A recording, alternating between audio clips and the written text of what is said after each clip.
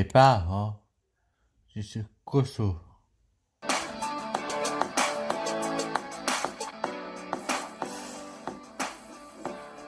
Salut les amis, très content de vous retrouver pour cette preview de la Coupe du Monde d'Enduro Oval, l'émission rugby de la First Team. Ça y est, la date fatidique approche le 20 septembre exactement, Japon, Russie, le début de la Coupe du Monde 2018 va avoir lieu. Sur ce plateau, vous allez le voir en plus, le lendemain, il y aura France-Argentine le 21 septembre. Ça arrive très vite, qui gagnera le trophée Webb Ellis? C'est ce dont on va parler aujourd'hui dans cette preview avec Emeric qui apparemment a des livres. Alors, si tu veux faire croire que tu lis, c'est ça? Ouais, non, c'est vraiment de la déco. C'est pas lire, hein. Faut pas déconner. Moi, je joue au rugby, hein, tu vois.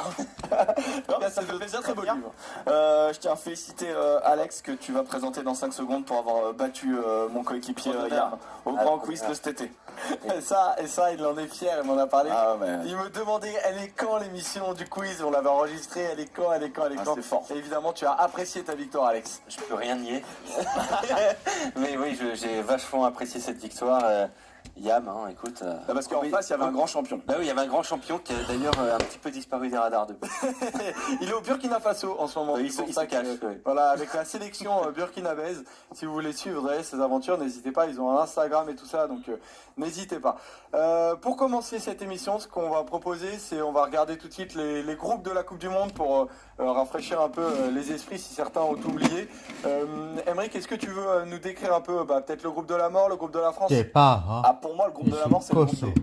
Donc déjà, on est Yann, Dans d'accord. tu Mais c'est vrai que le groupe de la France, D'accord. il est assez relevé parce que tu as 3 équipes vraiment homogènes. Enfin non, tu as 2 équipes qui se valent, c'est France et Argentine.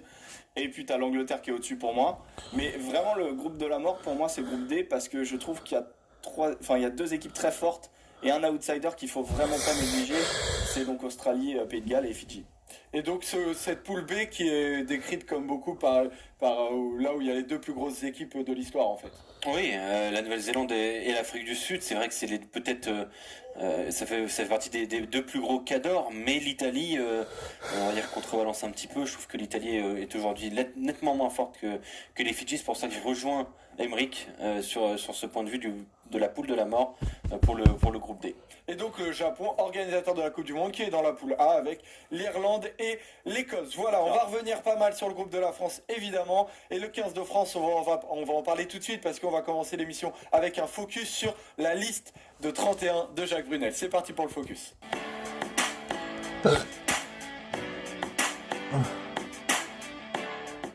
Cette liste-là, vous allez voir les joueurs de l'équipe de France qui ont été présentés sur ce JT de TF1 par Jacques Brunel en personne.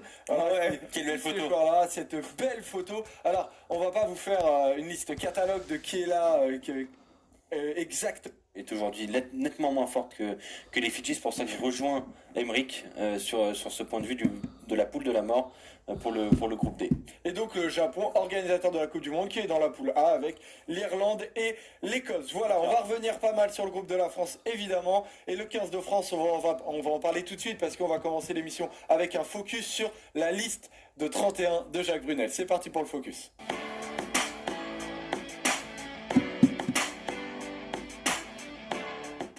Cette liste-là, vous allez voir les joueurs de l'équipe de France qui ont été présentés sur ce JT de TF1 par Jacques Brunel en personne.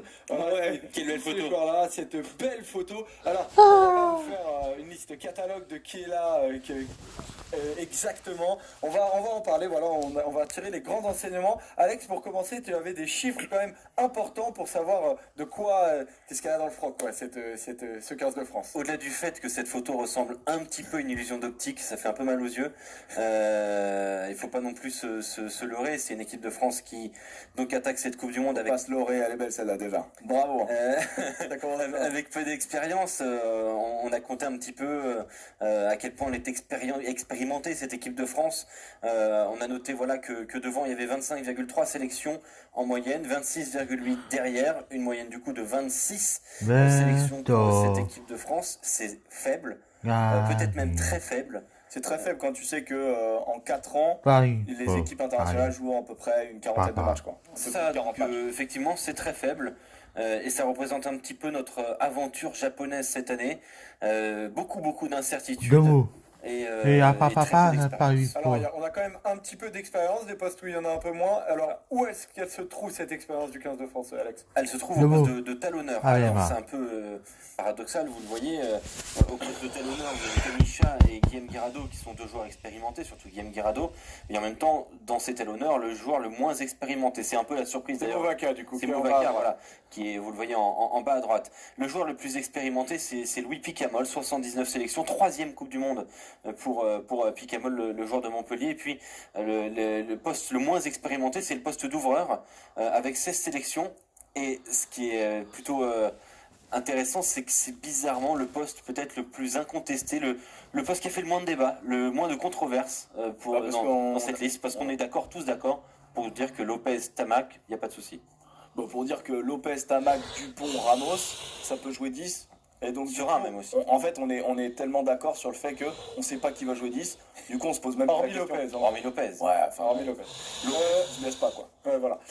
On va avoir donc plusieurs enseignements de cette liste. Et la première, c'est Picamol qui est donc présent parce que Louis Picamol n'a pas fait les deux premiers matchs du 15 de France. Enfin, il a été sur le banc des remplaçants sur le premier, il a été dans les tribunes sur le second. Il a été pris dans le groupe finalement sur le troisième match. Il a joué. Grégory Aldrit avait fait pas mal ses preuves à son poste de numéro 8 parce que Louis Picamol n'est pas capable de jouer autre part que numéro 8. Emeric, est-ce que selon toi, oui ou non, prendre Louis Picamol, c'est normal ou pas? Bah, moi, je comprends le choix. Dans le sens, enfin, avec les chiffres qu'a donné Alex, on comprend que lui c'est l'expérience, on comprend que Brunel il a besoin de lieutenant et que Guirado à un moment donné peut-être ça suffit pas en tant que lieutenant, même s'il y a Poirot maintenant, et qu'il avait besoin d'avoir un bon numéro 8 qui lead. Je pense que c'est plus un joueur de vestiaire. Souvent on a dit pourquoi il prend pas Bastaro, il y a eu ce débat, parce qu'on se disait ouais clairement on veut pas le mettre sur le terrain.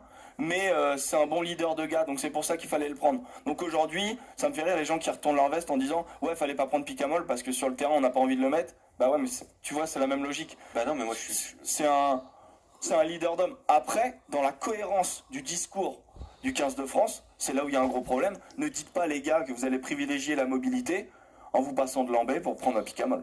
Non mais moi je comprends pas du tout. C'est-à-dire que effectivement ça va être plus un joueur de vestiaire. Sur le terrain il apporte beaucoup moins maintenant qu'il y a quelques années et moins qu'Aldrit, moins aussi qu'Olivon. Olivon qui était réserviste. Voilà.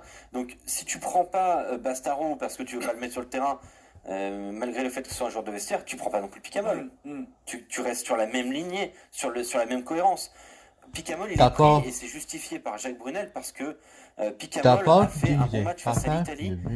Mais enfin, voilà, ce qu'il a dit, Jacques Brunel, pour justifier ça, il a dit Picamol a répondu aux interrogations sur le match contre l'Italie. Il a montré ses qualités. Il a montré qu'il était capable de répondre dans les gros matchs. Ouais, bon, déjà, il y a une belle saucisse dans cette histoire.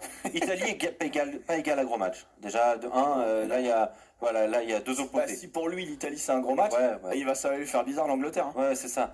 Et puis, derrière, on ne prend pas Kroos, qui pour le coup a un profil très mobile.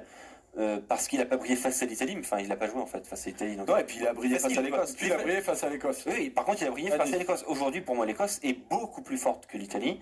Il n'y a même pas de débat à avoir pour moi. Briller face à l'Italie, pour moi c'est la base d'un joueur de top 14. Moi, ce que je disais là, ce que je disais entre nous, c'est que je pense qu'il y a des oppositions dans ce groupe des 31 où tu fais 15 de France contre 15 de France avec plus d'intensité que le match de l'Italie. Je suis d'accord. J'en suis persuadé. D'accord. Donc je trouve que c'est complètement stupide comme déclaration. Et non, c'est juste qu'il avait envie de le prendre et il se justifie comme ça. C'est ça. Il avait peut-être peur finalement de pas s'en passer, contrairement à Simon Set par exemple qui prend pas de pilier à plus de 100 sélections. Ouais, mais voilà, donc. En fait, ce qu'il a à Picamol, c'est son profil.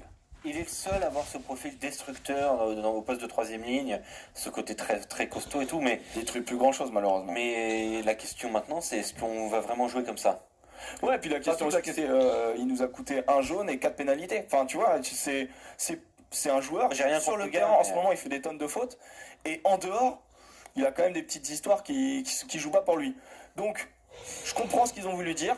Maintenant, pour Kroos, c'est dommage parce qu'il a 25 ans et que ça aurait été bien qu'il gagne en expérience. Et partons du principe que Lambé, Kroos, c'est pas le futur, hein, c'est le présent. Faut arrêter de dire que c'est le futur. Bah, on va en parler d'ailleurs Trop tout de suite ça. de Félix Lambé parce qu'on va commencer à parler des recalés. Ouais, De voilà. tous ceux qui n'ont pas été pris du coup dans la liste de 31. Et parmi les recalés, il y en a 6. Donc on a fait un tableau, les récapitulants. Dany Priso, Félix Lambé, François Cros, Romain Tafufinoa qui avait remplacé Paul Villemc en cours de prépa, Vincent Rattez et Anthony Bello. Alors eux, les deux en bas, ils étaient n'ont là, pas du eux. tout joué. Ils n'ont pas du tout joué, ils n'ont même pas eu une seule seconde de temps de jeu. On s'intéresse donc à Félix Lambé. Alex, tu as commencé à en parler, normal, pas normal. Pas normal, mais enfin. Voilà, moi j'étais vraiment stupéfait de pas les voir dans la liste Lambé et Cross, même si on commence à avoir quand même des informations qui allaient dans ce sens-là. Pour Kroos plus que pour Lambé en tout cas. Pour Cross plus que pour Lambé, effectivement. Alors il y a deux choses. La première chose, c'est qu'on nous explique que Lambé manque de puissance. Mais qui est mobile. Alors, le jeu de l'équipe de France, on veut l'orienter vers un jeu de mobilité, enfin un jeu actuel. Hein. C'est là en fait. C'est On peut comprendre leur choix, mais c'est incohérent avec leur déclaration. Donc les gars, faites vos choix, ne parlez plus. Donc on comprend pas leur choix en fait. Non, Mais mais non, en gros, ça, au à final, on ne cause comprend de- pas leur Je choix. comprends pas leur choix. C'est le meilleur plaqueur du tournoi destination, quand même, hein, Félix Lambé, au passage. Il a fait un tournoi destination énorme. Ouais. François Cross, il fait une saison XXL monstrueux. François Cross, il fait un match Mérite. face à l'Écosse monstrueux.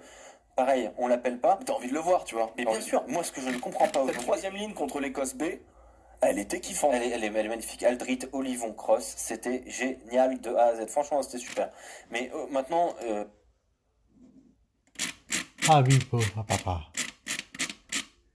Ça dit depuis petit. Oui, ça te va ça. Dans deux semaines.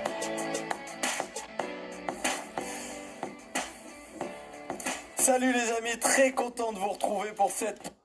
Qui est-ce? Artiste français, chanteur français, très très connu. 92.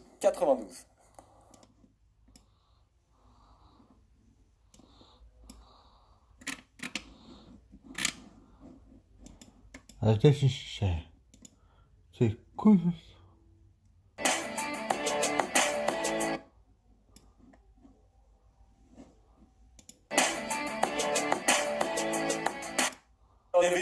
il avait 4 le AK. Mais n'importe quoi. Donc voilà.